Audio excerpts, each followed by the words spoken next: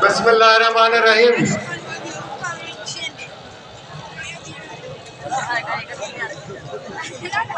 मोहतरम जनाब मुर्तजा रईस मुर्तजा जतई साहब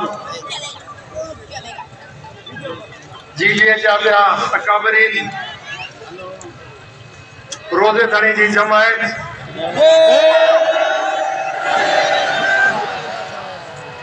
ॿिया सियासी वर्कर नेक मर्दो आयल हिते असां जूं न्याणियूं अमलियूं भेनरूं मीडिया जा दोस्तों और ख़ास तौर पे मुझा सोशल मीडिया जा नौजवान दोस्तों इलेक्ट्रॉनिक मीडिया जा दोस्तों अस्सलाम वालेकुम।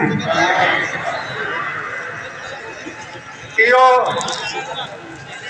गॾिजाणी जेकी असांजी थी आहे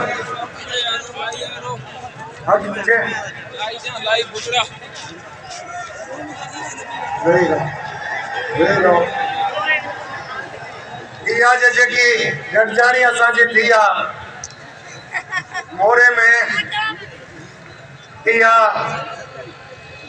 इलेक्शन जी चोरी धाड़ो जेको थियो आहे उन जे खिलाफ तव्हां असां गॾु थिया आहियूं।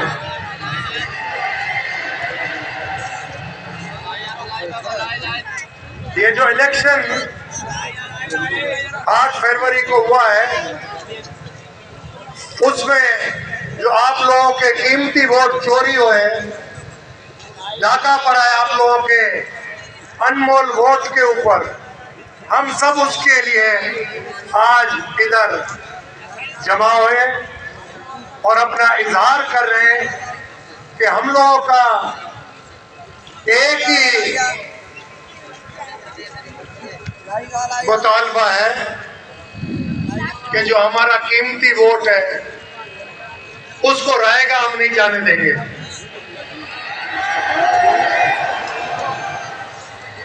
मैं सिर्फ एक चीज आप लोगों के सामने कहता चाहूं कि इलेक्शन की रात जब notified polling staff presiding officer RO के दफ्तर में मौजूद था उसको हटा दिया गया और जो इनके अपने दरबान मुंशियों के बच्चे उनको प्रिजाइडिंग के लिए पोलिंग स्टाफ के लिए ड्यूटी पे भेज दिया गया, जिससे हमने बोला कि जो नोटिफाइड ऑफिसर हैं वो होते हुए आप लोग इनको क्यों भेज रहे हैं। तो बाद में पता चला नोटिफाइड जो ऑफिसर हट गए थे तो नोटों का कारनामा था, जिस नोटों ने इनके अंदर इतना जज्बा डाला कि ये नोटिफाइड को भी हटा दें और खुद भेज दें अपने आदमी। तो ये मेरा गुजारिश होगी, इलेक्शन हुआ है सुप्रीम कोर्ट के हुक्म पर, चीफ इलेक्शन कमिश्नर साहब ने इसको करवाया है और डीआरओ, आरओ और एआरओ सब कमिश्नर, असिस्टेंट कमिश्नर मुख्तियार का टाइप इन्होंने रखे। अब पिछले 15 साल से पटवारी से लेकर चीफ सेक्रेटरी तक, एएसआई से लेकर आईजी तक सब तो इनके मुलाजमत करते रहे। मुझे आप बताओ, आपके घर में या आपकी दुकान में या आपके स्टोर पे कोई अगर 15 साल मुलाजमत करता हो, उसके बच्चे भी मैट्रिक पास हो चुके हो, तो वो आपसे वफा करेगा या आपके पड़ोसी से वफा करेगा? लाजमी आपसे करेगा या नोटों से करेगा? क्योंकि गुर्बत बहुत बढ़ गई है। मगर ये छोटे लोग नहीं, बड़े बड़े लोग भी नोटों से मोहब्बत करते हैं। तो लिहाजा 5,000 की करेंसी के नोट मार्केट में है ही, सिर्फ इन लोगों के पास। तो ये सब नैब का जो इदारा है, क्या वो सोया हुआ है? इनके ऊपर जो इतने केसेस हैं, जिन केसेस से ये साफ सुथरे होकर इलेक्शन लड़ पड़े, क्या ये लड़ सकते थे? तो ये सब चीजें बहस में आने की है, इस पे बहस जरूर होगा। मैं ये कहूंगा कि हम लोगों को एक high powered committee supreme court का मुतालबा हम करते हैं, और ये मुतालबा हमारा पहले में था, हम दोबारा करते हैं कि वो इधर खड़ी हो। हम लोगों के जो ये लोग एहतजाज कर रहे हैं, इसका आके हालात देखें, इनसे सुने, इंटरव्यू लें कि इन्होंने वोट किसको दिया था और वो नोट किसका चला।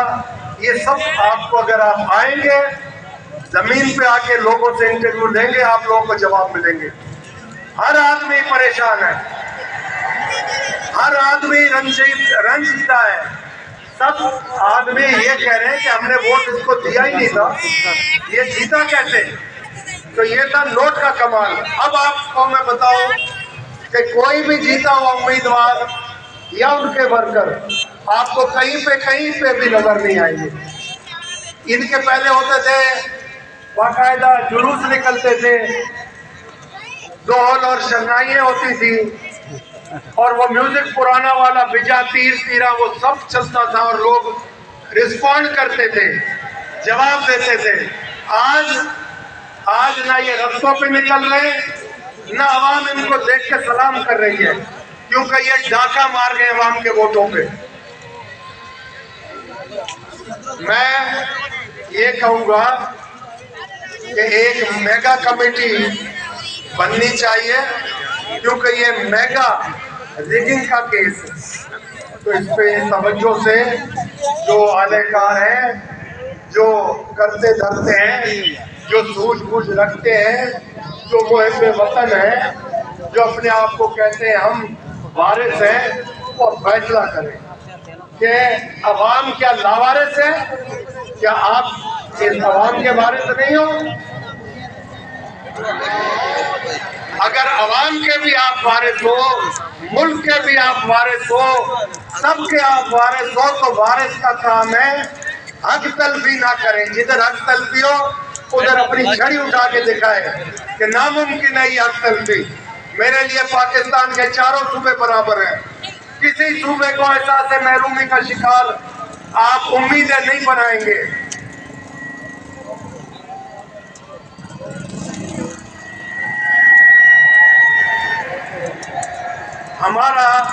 हमारा जो मुतालबा था वो तो साफ था कि या आप फॉर्म 45 अगर हमसे मांग रहे हो, हमारा मुतालबा ये है कि आप अपने आरओ से और डीआरओ से बैठ के फॉर्म 46 की ऊपर से लेकर नीचे तक इंक्वायरी करें कि बैलेट पेपर आप लोगों को इशू कितने हुए, बैलेट पेपर इस्तेमाल कितने हुए, बैलेट पेपर वापस बोरियों में कितने गए। अगर आप उसको ऑडिट करोगे तो दूध का दूध पानी का पानी हो जाएगा। पता चल जाएगा कि ये चोरी हुआ है अवाम का मैंडेट कि नहीं चोरी हुआ। ये तो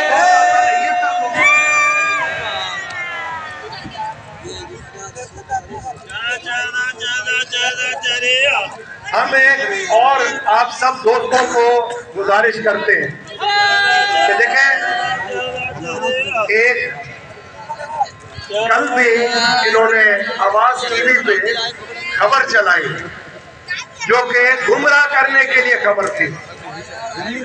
मैं वाज़े आपको आज फिर अनाउंस करके कह रहा हूँ कि पीरसा पगारो लीड कर रहा है जीटीए को। पीरसा पगारो हेड है फंक्शनल मुस्लिम लीग का। दोनों एक चीज है, ये लोग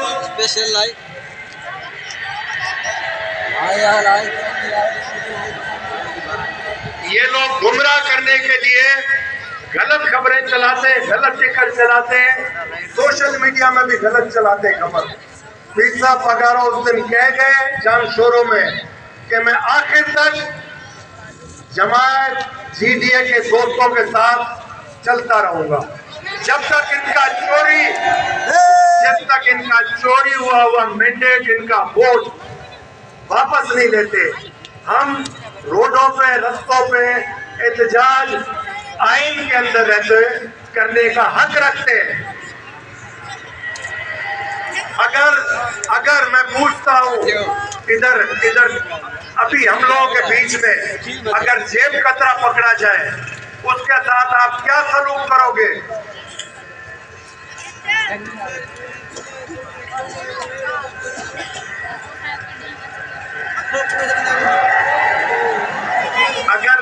अगर जेब कतरा आपके हाथ चढ़ जाए, आप कह रहे हो उसको हम शेम कर देंगे, तो ये तो बाबा मुल्क खा गए, इनको क्या करें?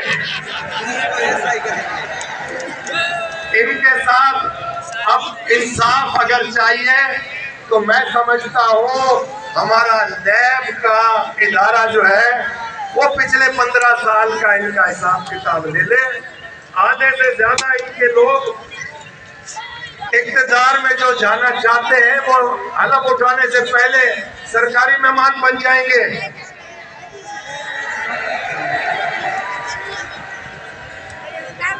हम लोगों की एक ही ख्वाहिश है और वो ख्वाहिश आप सबको पता है कि सिंध के अंदर, पाकिस्तान के अंदर अगर गरीब का एक वोट आप नहीं बर्दाश्त कर सकते तो मैं समझता हूँ ये खतरनाक बात है, क्योंकि गरीब के पास एक वोट है, उस वोट को भी अगर वो इस्तेमाल न करे और फैसला कोई और कर दे तो वो अब गरीब बर्दाश्त नहीं करेगा। ये गयूर गैरतमंद सिंध की आवाम है जिसने वतन या कफन, आजादी या मौत साम्राज्य के सामने नारा लगाया था।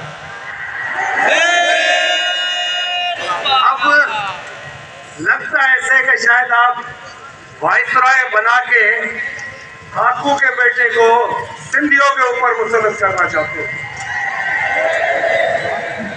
वो एक पीढ़ी से बकरा आया था कुर्बानी का, तो वो 2 दिन पहले पता चला, ठट्ठे के जलसे में चिल्ला रहा था।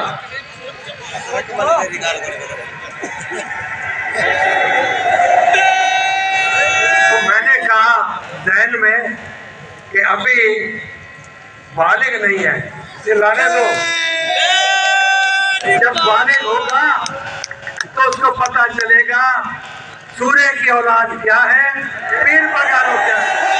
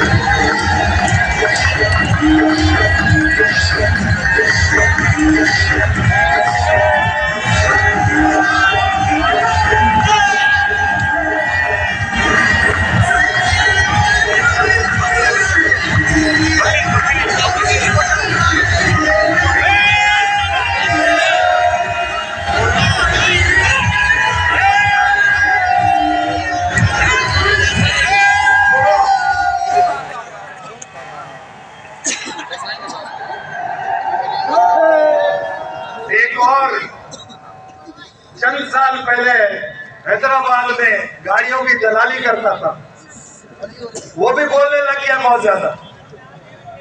अब उसकी ये लेवल आ गई है कि वो सिंध के लिए मुस्तकबिल के भी फैसले करने के लिए तैयार हो रहा है। शेरवानी सी रहा है। मगर सिंध की बदकिस्मती होगी कि अगर सिंध के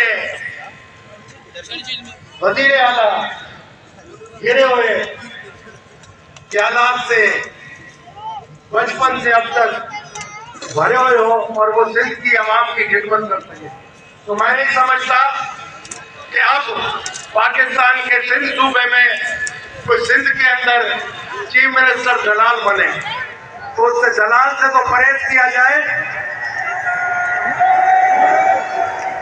गाड़ियों की दलाली या प्लॉटों की दलाली, बात तो दलाली हुआ भाई।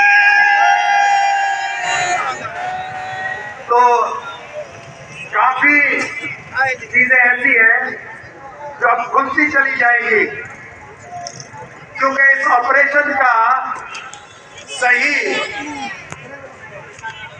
जो काम हुआ है वो सुबह को हुआ है। इन्होंने बैलेट पेपर सुबह निकाले, वो था इनका नाश्ता, और रात को इन्होंने वही बैलेट पेपर ठप्पे लगा के वापस डाले, वो इनका था डिनर। तो इसका कोड वर्ड था 10 मिनट्स ब्रेकफास्ट, 2 आवर्स डिनर। तो ये आप आवाम के वोट सुबह नाश्ते में इन्होंने सोचा बैलेट पेपर निकाल के कि कैसे चलाया जाए, रात को इन्होंने ठप्पे लगा के वापस डाल दिया। मगर मेरा ईमान है कि अगर ईमानदारी से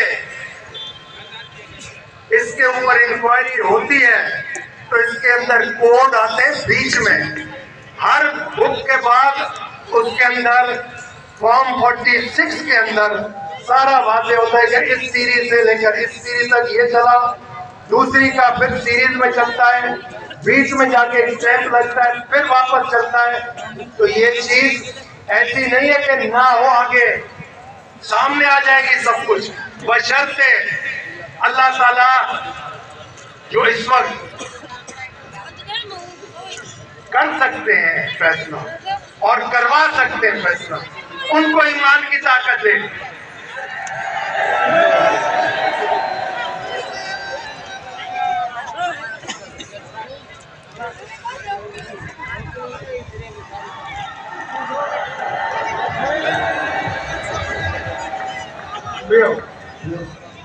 जो हकीकत है उसको आवाम के सामने अगर आप ले आते हैं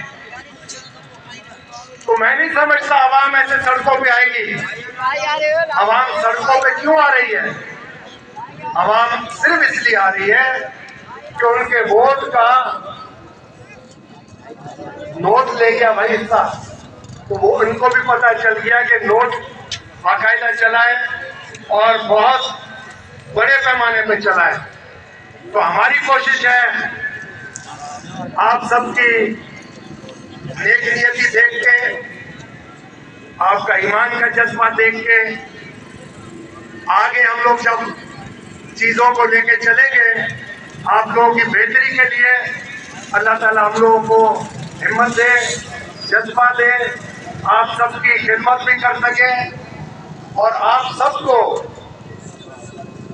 एक और मैं कहता चलो बात कि हम लोगों के इधर जितने भी दोस्त हैं वो एक दूसरे के साथ बगैर मतलब के हाथ में हाथ देके आप लोगों की आवाज बनने के लिए 23 तारीख को कराची में 4 बजे और 3 बजे 4 के बीच में मीटिंग है, और उसके बाद मजीद प्लान बनेगा और वो प्लान आप लोगों के लुटे हुए वोट को वापस लाने के लिए प्लान बनेगा।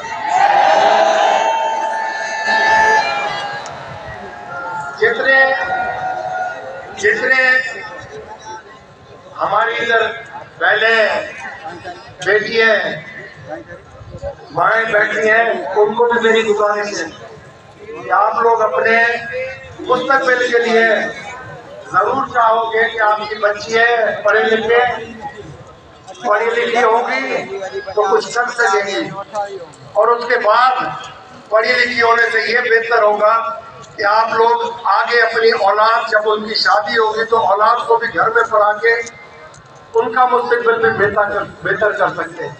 मगर शर्त यह है कि ना इधर रोड है जो बने हुए थे वो बर्बाद हो गए, एमएनआर के पैसे गए। ना स्कूल है, उसके एमएनआर के पैसे भी गए। न दवाइयाँ हैं, न अस्पताल है, ना ही कोई ऐसा निजाम है जिसके अंदर आप लोग महफूज समझ के अपना आगे का कोई कारोबार सोचे। तो हर तरफ ऐसा निजाम बन गया है, ये एक खौफ की फिजा है। और अल्लाह करे खैर, हम चाहते हैं कि आप लोगों के लिए पाकिस्तान में अमन ही अमन हो, हर सूबा आपको वेलकम करे, आपके पास तालीम इतनी हो और इस मुल्क के बाहर भी आप जा सकें, तालीम याफ्ता होके इस मुल्क की भी खिदमत कर सकें। तो मेहरबानी करके आप अपनी बच्चियों को जरूर पढ़ाएं, जितना पढ़ेंगी उसका मुस्तकबिल बच्ची का भी होगा, बच्ची के आगे शादी के बाद आगे जिंदगी में भी बेहतर होगा। तो आप सब दोस्तों को इतना मैं कहता चलूं कि हम आप एक मुट्ठी है। बाकी हमारी इत्तेहादी जमात JUI कराची में जमात इस्लामी के थे, हाफिज ने उनको अता नहीं आ सके। लतीफ पलीजो साहब हमारे, अयाज लतीफ हमारे, लियाकत जतोई साहब, मुर्तजा खान और हमारे जो इत्तेहादी हैं, उन सबको आप देख लें। ये सब जद्दोजहद में आपके साथ शाना बशाना खड़े होंगे और ईमान है मेरा कि इनमें से एक भी पीछे नहीं हटेगा जब तक आप पीछे नहीं हटोगे। जब तक आप साथ दोगे, जब तक आप बुलाओगे, हम आपके पास हाजिर होते रहेंगे। आपके जायज बुनियादी हकों का तहफ़्फ़ुज़, जायज बुनियादी हकूक़ आपके दरवाजे पे, ये सब हमारा मंशूर है। मगर छठे में मंशूर किसी ने नहीं सुनाया। मैं तो हैरान था, शायद अभी बोलेगा हमारा मंशूर है रोटी का प्रमकान। के पास रोटी बची, न कपड़ा बचा, न मकान बचा, उसने मंशूर नहीं सुनाया। उसने पीर पगारो साहब पे बात की, मौलाना फजलुर रहमान पे बात की, सदरुद्दीन शाह पे बात की। मगर सदरुद्दीन शाह यही बोलेगा, तेरा बेटा मंशूर भूल गया तू, तेरा मंशूर तुझे याद क्यों नहीं है? तो तूने कहा था रोटी कपड़ा और मकान, ऊपर से कहा था मरसू मरसू सिंध देसू, सिंध तक पड़ेगा भी भूल जाते तुझे।